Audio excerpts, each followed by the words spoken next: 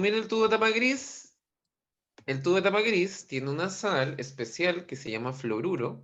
Por eso se conoce como el tubo de fluoruro. Para resumir el tubo de tapa gris,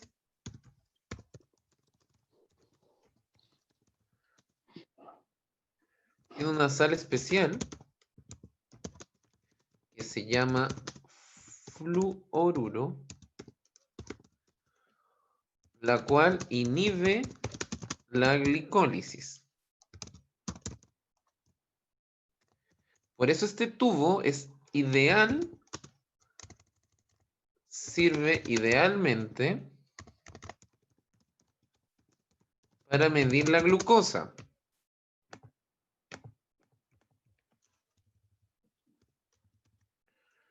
Para medir la glicemia. ¿Qué será la glicemia? La glicemia es la cantidad de glucosa o azúcar en la sangre. ¿Ya? Siempre es bueno, siempre yo necesito saber la glicemia. Es un pronóstico, generalmente cuando son pronósticos de sobrevida, cuando un animal llega con la glucosa baja, ese animal está más propenso a morir que a vivir. ¿Ya? Cuando un diabético llega con la glucosa muy alta, debe ser tratado, eso, o también le podría provocar problemas graves. ¿Ya? Así que siempre la glucosa es un componente muy importante del perfil bioquímico. Yo cuando voy a tener una medición exacta de la glucosa que tenía el animal, cuando yo le tomé la muestra, cuando yo he hecho un poquito de esa sangre, la he hecho en el tubo de tapa gris. Tubo de tapa verde, ¿cuál será el anticoagulante del tubo de tapa verde? ¿Tiene anticoagulante o no tiene anticoagulante? Sí, profe. Muy bien. ¿Cómo se llama el anticoagulante del tubo de tapa verde? Heparina. La heparina, está en seco, Phoebe, ¿eh? Perdón, me quedó mal escrito. Heparina. La heparina. ¿Cuál es el metabolismo anticoagulante de la heparina?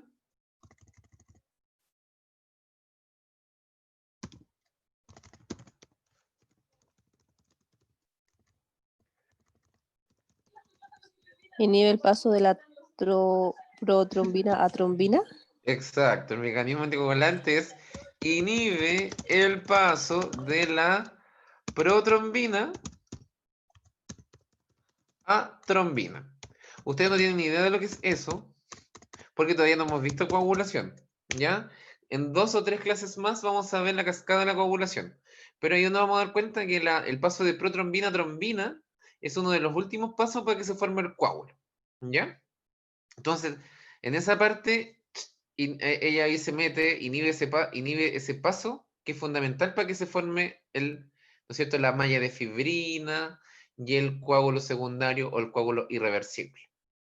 ¿Ya? Por el momento solamente graben en su disco duro que la heparina inhibe el paso de protrombina a trombina. Después vamos a entender qué es lo que es la protrombina y la trombina, ¿ya? Cuando llegue la clase de coagulación. ¿Para qué sirve el tubo de tapa verde o el tubo de heparina? Sus funciones sirve también para el perfil bioquímico,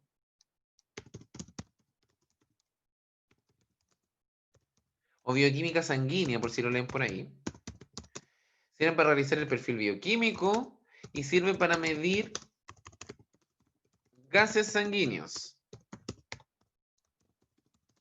Principalmente el CO2,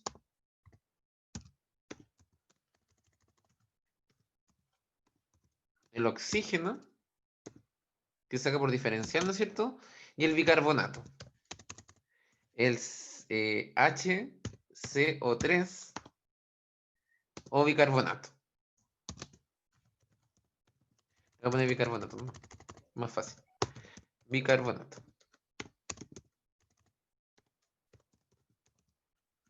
Ya para eso sirve el tubo de tapa verde o tapa de heparina. Sirve para realizar el perfil bioquímico y sirve para medir los gases sanguíneos, que este es un examen bien específico que se utiliza generalmente en UCI, en hospitales veterinarios muy grandes, porque tienen que tener un equipo especial para medir oxígeno, CO2, bicarbonato, pH, ¿ya? Es para determinar el estado de acidosis metabólica que puede entrar un paciente, ¿ya? Pero yo creo que entienden el concepto nomás, que lo gas sirve, la heparina sirve para medir, el tubo con heparina sirve para medir gases sanguíneos. Corto. Chicos, perfil bioquímico. ¿Qué otro tubo de los que ya vimos anteriormente servía para realizar un perfil bioquímico? El rojo. Lila. El rojo, bien. Entonces, ¿cuál ocuparé? Si quiero hacer un perfil bioquímico, ¿ocuparé el rojo o el verde? ¿De qué podría depender? De la coagulación. Podría tener que ver eso, claro, porque hay equipos, ¿no es cierto? Va con eso, Dayana. Va básicamente en lo que diga el fabricante. Si tú haces, la Dayana puede hacer una marca, una línea de equipos de perfil bioquímico, ¿ya? Los de ella van a funcionar con tubo de tapa roja. Yo voy a hacer otra línea, la competencia de la Dayana, y los míos van a funcionar con tubo de tapa verde. Pero básicamente, aquí voy con el ejemplo, que eso es dependiendo del fabricador. ¿Ya? Eso depende del fabricante, si se utiliza del equipo. Y eso generalmente viene en los instructivos. A ti cuando te venden el equipo dice, este equipo de perfil bioquímico sirve para leer, no sé, 50 determinaciones prequirúrgicos, ¿no es cierto? Exámenes metabólicos, qué sé yo, y te dice, y el tubo que utiliza es el tubo de tapa verde, o utiliza tubo de tapa roja. ¿Ya? ¿De qué va a depender? Va a depender si ese equipo va a utilizar suero o plasma. Si utiliza plasma, va a utilizar la tapa de heparina, y si utiliza suero, va a utilizar el tubo de tapa roja. Y vamos a ver la diferencia entre suero y plasma. Finalmente, antes que se me olvide, esos son los usos del tubo de tapa verde. Sirve para el perfil bioquímico y para medir gases sanguíneos. Donde no se utiliza y está contraindicado, contraindicaciones del tubo de tapa verde, Profe, ¿sí? usted está hablando solamente de la virina de sodio en el frasco verde y la virina de litio. Lítica, ¿ya? ¿Cuál es la pregunta? ¿Es la misma o son cosas diferentes? Muy buena pregunta. ¿Por qué se ocupa? ¿Cuál de los dos sería más recomendable? Te pregunto a ti, Luis. ¿La heparina sódica o la lítica? Puede ser por la concentración de la que puede contener. No, pues. O Yo estoy uno preguntando, cumple una función que el te otro. estoy preguntando más que la función, ¿cuál ocuparías de las dos? ¿La lítica o la sódica? No sabría decirle, profe. Yo te digo que la que se ocupa generalmente es la lítica, la heparina de litio. ¿Por qué no se ocupa la heparina de sodio? Buena pregunta, Luis. No se utiliza la heparina de sodio porque, por ejemplo, yo tengo una máquina de perfil bioquímico que utiliza tubo de tapa verde, ¿ya? Utiliza el plasma para leer, ¿no es cierto?, los distintos analitos. Dentro del perfil bioquímico, yo mido la glucosa, el colesterol, las proteínas totales, la urea, la creatinina, las enzimas hepáticas, la bilirrubina, y una de las cosas que yo puedo medir en el perfil bioquímico son los electrolitos. Yo puedo medir el sodio, puedo medir el potasio y el cloro, el fósforo y el calcio. Se puede medir esos 5 analitos esos 5 minerales son los que se miden con mayor frecuencia. Entonces, si tú escuchaste, yo te dije, se puede medir el sodio, el potasio y el cloro, pero se puede medir el sodio. ¿Qué pasa si a ti un anticoagulante tiene sodio? ¿Qué va a pasar con tu lectura del sodio? ¿Cómo saldría? ¿Alta, baja o igual? Aumentada.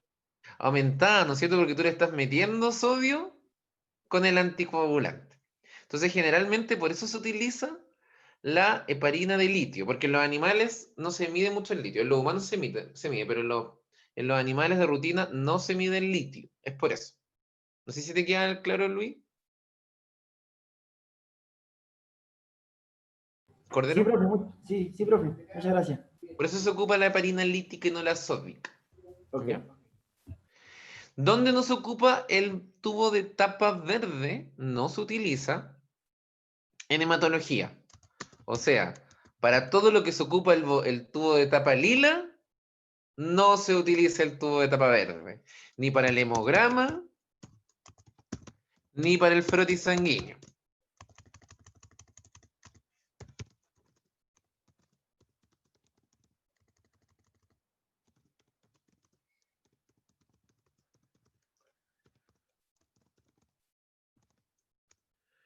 Ya entonces, el tubo de tapa verde está contraindicado para el hemograma, para la hematología. No se pueden, con él no es recomendable hacer ni hemogramas ni frotis sanguíneos. ¿Por qué?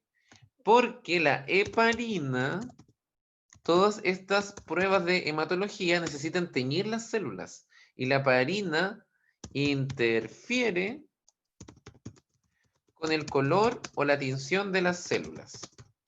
¿Ya? Entonces no sirve. En estricto rigor, la heparina no sirve porque no me va a teñir bien las células. Interfiere con el color de las células.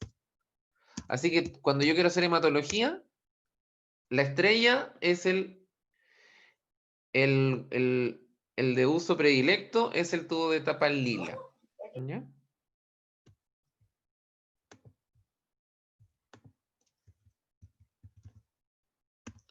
Entonces, resumen. Tubo de tapa verde sirve para el perfil bioquímico, sirve para medir gases sanguíneos, se utiliza, ¿no es cierto? Donde no se utiliza es para la hematología, ¿ya? No se utiliza ni para el hemograma ni para el frotis. Y eso sería el tubo de heparina. El último tubito que nos queda es el tubo de tapa amarilla. Este tampoco tiene anticoagulante como tal. Lo que él tiene un gel separador. Este es parecido al tubo de tapa roja. La diferencia es que el tubo de tapa roja no tiene absolutamente nada, es un tubo vacío. En cambio, el tubo de tapa amarilla tiene un gel separador, ¿no es cierto? Acá al final del tubo. ¿Ya? ¿Para qué sirve este? Sirve generalmente para terreno, cuando uno trabaja con animales mayores. Uno toma la muestra, deposita la sangre en el tubo y el tubo va a separarme ¿Es automáticamente. amarillo? ¿Ah? ¿Es amarilla o salmón? Es amarillo, no sé si se ve salmón, pero es amarillo. Se ve más o menos salmón. Ok. Sí, es por la imagen, pero es amarillo. Entonces la sangre que yo vierta acá se va a separar, el coágulo con el suero me va a ayudar a separarlo, ¿no es cierto?, de mejor manera, sin la necesidad de centrifugarlo inmediatamente. Así que este generalmente se utiliza cuando uno trabaja, ¿no es cierto?, en un predio, a 5 kilómetros están los animales, tengo que tomar la muestra. Después tengo que salir a la carretera a 5 kilómetros y tengo que llegar a la ciudad. Cuando pasa toda esa cantidad de tiempo y yo no puedo llegar a centrifugar luego esta sangre, se utiliza el tubo de tapa amarilla para trabajar en terreno con animales mayores, sobre todo, se ocupa harto. ¿Ya? Muestras de sangre. ¿Alguna duda con los tubos, chiquillos? Y ahí terminamos con los 6 tubos que más se utilizan. Tubo de tapa lila, tubo de tapa roja, tubo de tapa celeste, tubo de tapa gris, tubo de tapa verde y tubo de tapa amarilla. Profe, ¿el amarillo para qué era el tubo? El tubo de tapa amarillo tiene un gel separador. ¿Ya? Ya. Y tiene las mismas funciones, Daniel, que, que el tubo de tapa roja. ¿Ya? La única Ya, diferencia que el amarillo tiene un gel al fondo. Espérenme, déjame ver si lo encuentro. Aquí yo tengo un tubo.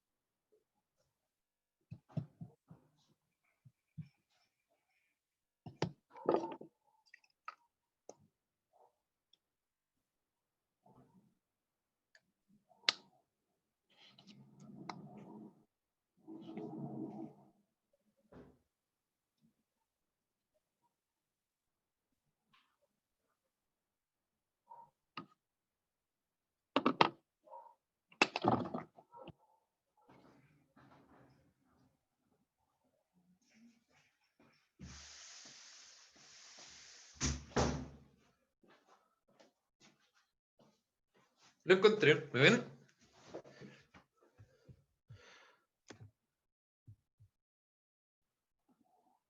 ¿Se ve? Sí, ahí se nota más que amarillo. Sí, profe. Bien, dejen acercarlo bien a la cámara. ¿Y ven ese gel? Sí, se nota súper bien. Ven, ven, ahí está un poquito más amarillo. ¿Ven? Y este es el tubo.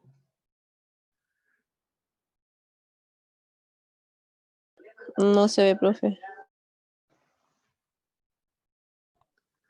Ahí Yo se lo nota el sigo gel. viendo naranjo. ¿Todavía lo sigues viendo naranjo? Es Sí, que un parado, sí. amarillo, es un amarillo como mostaza. Tampoco es como un amarillo, no es como un amarillo pato, es como un amarillo más mostaza. ¿Ya? Este es el famoso tubo de tapa amarilla. Y miren, se fijan, eso no es un líquido. Eso es un gel porque miren, yo lo volteo y queda... Ven que no es líquido, si fuera líquido, ¿no es cierto? Se daría vuelta, pero no, es un gel. ¿Ya? Este es el tubo de tapa amarilla. Cuando tengamos un práctico yo se los voy a mostrar todos, ¿ya? Esperemos que para octubre ya podamos tener los primeros prácticos de laboratorio clínico. Ya, chicos. Profe, ¿Sí? consulta. El, la tenía de veterinario, de técnico, ¿la están vendiendo? ¿Están a la venta o todavía no? Hasta el momento, chiquillos, eso generalmente se hacía como entre abril y mayo, pero por el tema de la pandemia todo eso se paralizó. Nosotros no sabemos hasta el momento cómo, porque es un buen punto, si vamos a hacer pasos prácticos en octubre, tendrían que tener ya ustedes su traje de cirugía o su uniforme para asistir a los pasos prácticos. Déjenme averiguarlo, porque nosotros generalmente, ¿qué es lo que hacíamos? Teníamos una costurera que iba a todos nuestros alumnos y les vendía el traje, ¿ya? Les tomaba las medidas y les vendía el traje. Pero ahora con todo esto de la pandemia, eso se hace todos los años. Pues este año quedó todo paralizado, quedó en nada. Así que déjenme consultar cómo va ese asunto, ¿ya? Bueno, Y la otra pregunta, ¿van a hacer consejo? Ya, profe, gracias. ¿Van a hacer consejo de...? consejo de curso. ¿Eh? Miren, hagámoslo un día, puede ser, ¿a qué hora termina mañana con... Mañana es lunes, martes, mañana es miércoles. Ustedes deberían tener miércoles, ustedes estarían con Daniel. ¿Con don Fabián? Ah, ya estarían con Fabián. El ¿Y a qué hora juego, terminan, a qué hora terminan con Fabián? es que con él no hay horario. Profe, y un día viernes, Depende. Yo encuentro que el jueves sería mejor. Jueves, viernes. ¿Qué día se ocupan ustedes más temprano? profe, y el día viernes, porque el viernes tenemos clase a las 8:30. Ah, ya Hacerlo entendí antes. nada. Podríamos juntarnos a las 7:30 el viernes, ¿les parece? Ahí estamos unos minutitos conversando. Por mi parte no habría problema. ¿Ya? Yo Sí, por mi porque parte igual. yo el jueves no puedo porque tengo clases. Tengo clases con cuarto semestre el jueves desde las 7 en adelante. Así que tendría que ser el viernes a las 7:30, ¿les parece? Sí, profe. Ocupemos ocupemos este mismo, ¿ya? Ocupemos el link de esta clase. Ya yo lo voy a dejar activo para que nos conectemos a las 7:30 el viernes, ¿les parece? Ya, profe, a mí. Ya, chicos. Terminemos con esto ya para terminar esta parte de la clase. Y ya para que ustedes descansen porque están conectados de las 7 de la tarde, ha sido bien larguito. Terminando con los tubos, ¿hay alguna duda? Estos son los 6 tubos más utilizados para los exámenes que más se realizan en los laboratorios clínicos. Vamos a hablar ahora de la muestra de sangre. Vamos a hablar que hay 3 tipos de muestra de sangre. Hay una que denominamos sangre entera, que es una sangre básicamente con anticoagulante, y tenemos 2 productos que podemos obtener de la sangre en general. Podemos obtener el plasma y podemos obtener el suero. Como les digo, el plasma y el suero ambos son la porción líquida de la sangre, pero se obtienen de manera distinta. Por ejemplo, el plasma se obtiene, es el sobrenadante, ¿no es cierto?, que obtengo yo al centrifugar mi sangre con anticoagulante. ¿Ya? Entonces, sangre. Oh, no.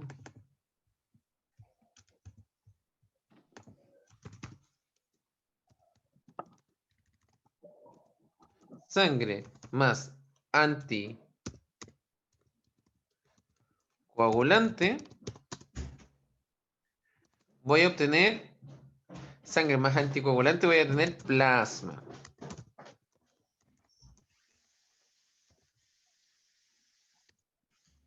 Por otro lado, cuando tengo sangre sin anticoagulante,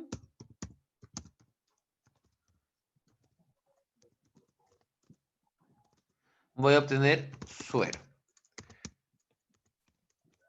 Ya, esa es la gran diferencia entre el plasma y el suero. Entonces, cuando yo hable de plasma, usted me va a decir que es sangre con... Un anticoagulante. Y cuando le hable de suero, usted me va a decir que es sangre sin Sin. anticoagulante. Bien. Ustedes se fijan, acá hay un tubo que es esto no es un tubo de tapa roja, esto es prácticamente un tubo de ensayo. Un simple tubo de ensayo de laboratorio. Acá echaron sangre. Ustedes se fijan, esta sangre a los minutos se coaguló, se formó esta pelota roja que es el coágulo. Y todo este líquido que se liberó se va a llamar suero. Este es otro ejemplo. Este es un tubo que sí tenía, un tubo de tapa lila que sí tenía, ¿no es cierto? Tiene anticoagulante que es CDTA, se centrifugó y van a aparecer 3 capas. Una capa roja que va a estar al fondo, que son todos los eritrocitos, los glóbulos rojos que cayeron unos sobre otros. Va a haber un anillo blanco que se va a denominar costra flogística y todo el resto del líquido que se va a quedar arriba, similar en este tubo, se va a llamar plasma. Recordar que el plasma de perros y gatos es transparente, líquido, es como agua, es ver agua, ¿ya? Generalmente el plasma de los humanos tiende a ser un poco más amarillento. En cambio, el plasma de perros y gatos es totalmente transparente, como agua. ¿Ya? Ahí vamos a ver, quiero que tengamos unos micromatocritos para lograr, ¿no es cierto? Ahí lo vamos a ver, vamos a tomar sangre, vamos a meterlas en tubos de DTA y vamos a centrifugar esa sangre para que nos dé, ¿no es cierto? Nos dé estas 3 capas. Es como magia, porque uno por 5 minutos, a 2500 revoluciones, lo centrifuga, la sangre está así, está roja, homogénea. Uno después que lo centrifuga con el anticoagulante, se forman inmediatamente estas 3 capas. ¿Ya? Entonces los anticoagulantes, las muestras de sangre deben ser mezcladas con anticoagulantes generalmente. Y acá está heparina, EDTA, fluoruro de sodio y citrato de sodio. Acá están el de heparina, ¿de qué color era el tubo? Verde. Bien. ¿El EDTA? Lila. Bien. ¿El de fluoruro? El Es gris, el Gris, bien. ¿Y el citrato de sodio?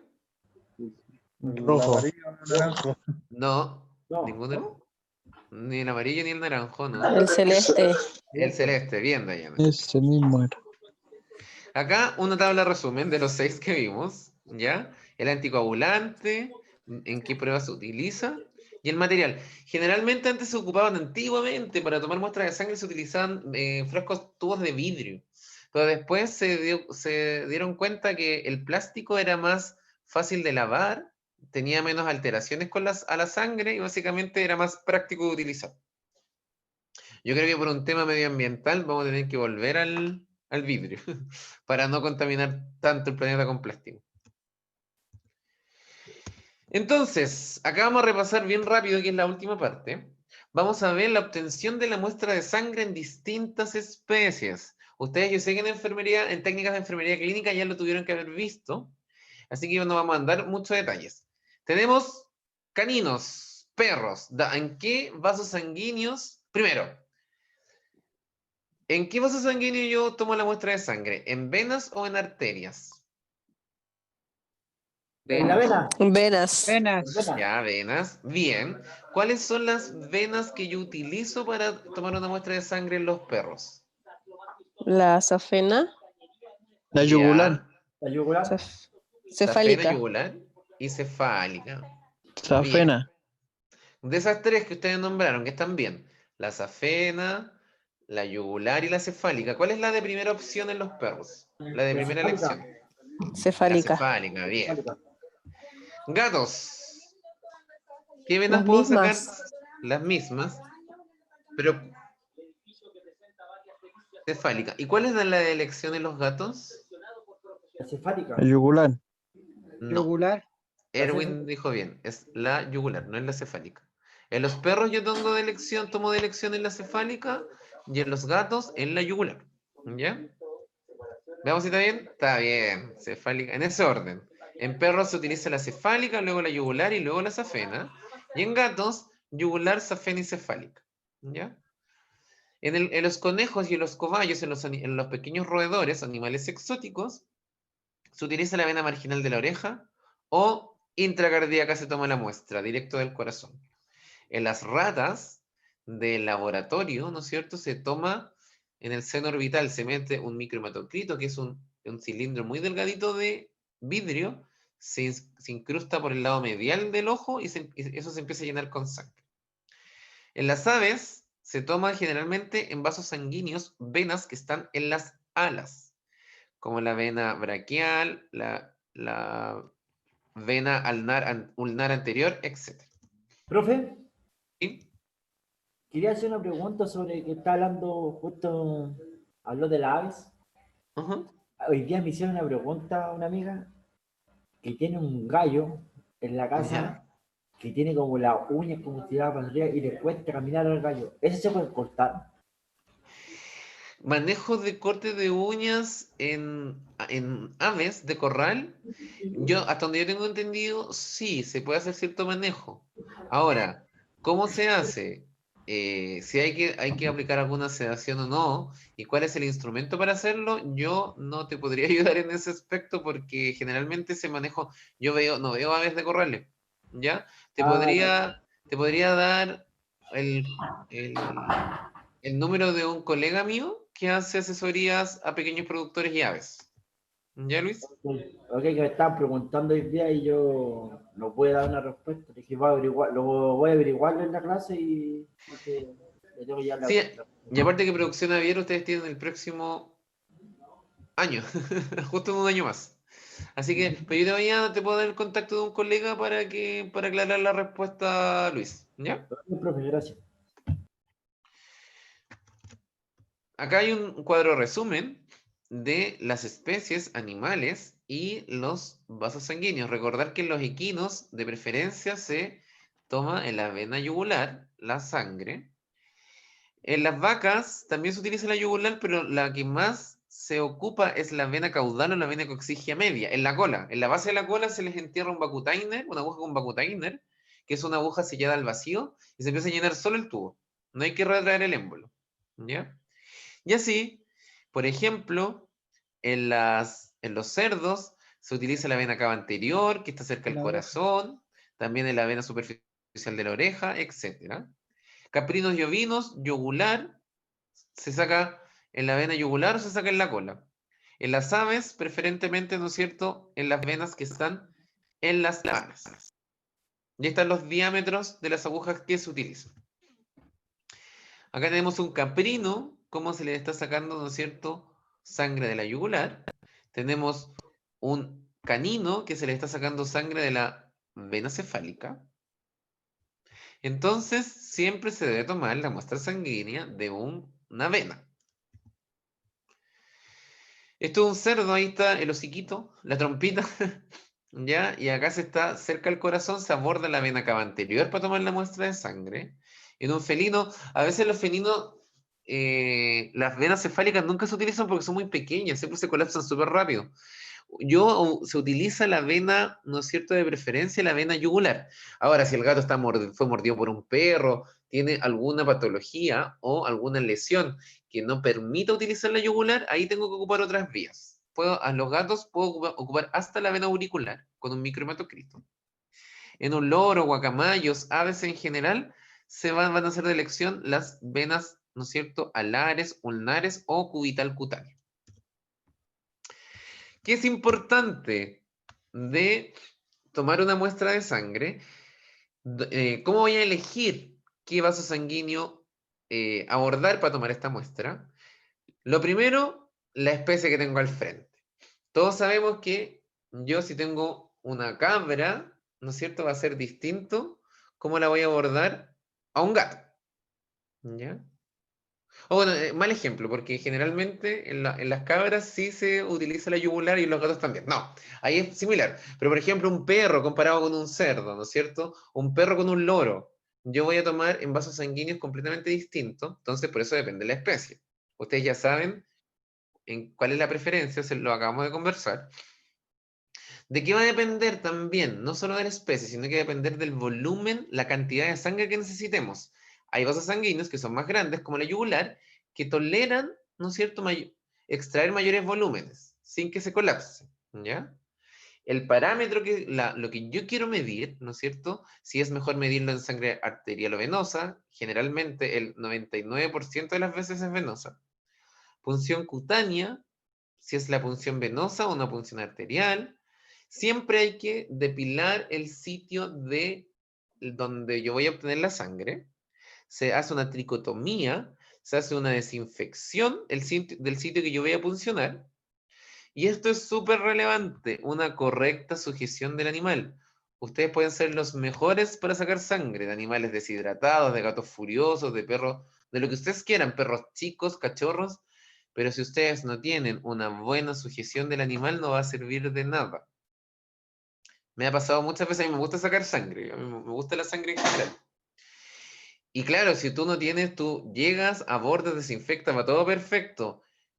Funcionaste, a la primera llegaste al vaso sanguíneo y empiezas a retirar sangre y los perros hacen esto. O los gatos hacen esto.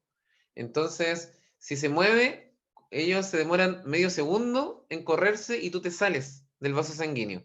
No logras sacar nada de sangre, no te sirve para nada, porque se empieza a coagular, y lo otro tienes que volver a pinchar al animal. Y de ese mismo vaso sanguíneo que tú puncionaste, se forma algo que se llama hematoma. Se pone un cototo gigante, entonces es un desastre. Por eso, para sacar sangre, chicos, asegúrense de aprender, ¿no es cierto?, que la persona que vaya a estar con ustedes sea una persona que sepa de sujeción animal, sepa afirmar los animales y lo afirme de buena manera. Generalmente los dueños no afirman bien a sus mascotas, generalmente, ¿ya? Así que por eso, una de las principales misiones, chicos, cuando trabajen, por favor aprendan a manejar, a hacer una muy buena sujeción de los animales. Bueno, acá dice vigilar al animal también como precaución, ¿no es cierto? Después de la toma de muestra, para determinar cualquier anormalidad. Generalmente los volúmenes que se sacan son tan pocos que al animal generalmente no le afectan casi nada que nosotros saquemos 3 o 5 cc de sangre, ¿ya? No se preocupen que, hoy saqué 5 cc, le voy a causar hemorragia, va a morir. No. Puede morir por otra cosa, pero no va a morir porque tú le sacaste 5 cc, le tomaste una muestra de sangre, ¿ya? De Sí un es importante. hámster, profe. ¿Ah? 5 cc de sangre, un hámster. Ah, claro. Bueno, es que los animales exóticos se sacan, no, yo estoy hablando de perros y de gatos, pero generalmente animales exóticos tienes ya con 0,06 cc, es suficiente. Ujú. Sí, igual eso es buen punto, depende de la especie, pero de perro y gato, si tú sacas 3 o 5 cc, a la especie que sea, no, digo, a la raza que sea, no vas a generar mucha alteración. ¿Ya? Ahora, 5 cc, dependiendo del peso. ¿Cuál es la sangre máxima que puede perder un animal para no morir? ¿En relación a qué se calcula eso? Al peso, Al peso, ¿no es cierto? ¿Y cuál es el porcentaje? el peso, se olvidó. El peso, No, no te estoy preguntando la fórmula. Te estoy preguntando qué porcentaje del peso es lo máximo que puede perder un animal de sangre. 10%. No es menos. 5. no, el 4%. No, se habla de un 7%. ¿Ya? Entonces ahí tú tienes que pasarlo, ponte un animal de 10 kilos, ¿ya? Puede perder el 7%, ¿ya? Estamos hablando, claro, de 10 kilos. Puede perder prácticamente 700 cc de sangre. Ujú. Sin morir de hemorragia. Casi 1 litro. Y tú te pones a pensar 700 ml y tú vas a sacar 5 ml, Es harta la sangre que se le puede sacar a un perro de 10, a un animal de 10 kilos, ¿no? No sé si entiende la proporción o no. Sí, sí, Una ahora- bolsa. Claro, pues la bolsa de transfusiones son de 500 ml. Ujú. Se le puede sacar una bolsa, casi una bolsa y media, sin que corra riesgo la vida de ese animal. ¿Queda claro? Esa cosa siempre la hablan, las conversan con Daniel, digo con Fabián, así que para que recuerden un poquito. ¿Ya? Importante es... ¡Uy, se va a acabar! Ya, chiquillos, importante identificar la muestra, importante la especie, el nombre del animal y el número de la ficha. Esas tres cosas no las pueden enviar, ¿no es cierto?, una muestra al laboratorio porque después hay que saber si es perro y gato, hay que saber cómo se llama el perro, ¿no es cierto?, y el número de la ficha. Es vital eso. Y acá vemos, ¿no es cierto?, cómo se aborda una vena cefálica, una vena safena interna y externa. Las últimas recomendaciones que podemos ver, ¿no es cierto? La depilación. Una vez que yo tomo la muestra de sangre, tengo que homogenizarla de 4 a 7 veces, ¿ya? Porque tú, aunque tenga anticoagulante, si tú tomas la muestra y dejaste el tubo así parado, estático, se va a coagular igual. Porque uno tiene que hacer este movimiento con el tubo para que se mezcle la sangre con el anticoagulante. ¿Cuántas veces? Hasta 7 veces. No se debe agitar. Así no, se debe homogenizar. ¿Ya? Chicos, eso sería todo por el día de hoy. Se nos va a acabar el tiempo.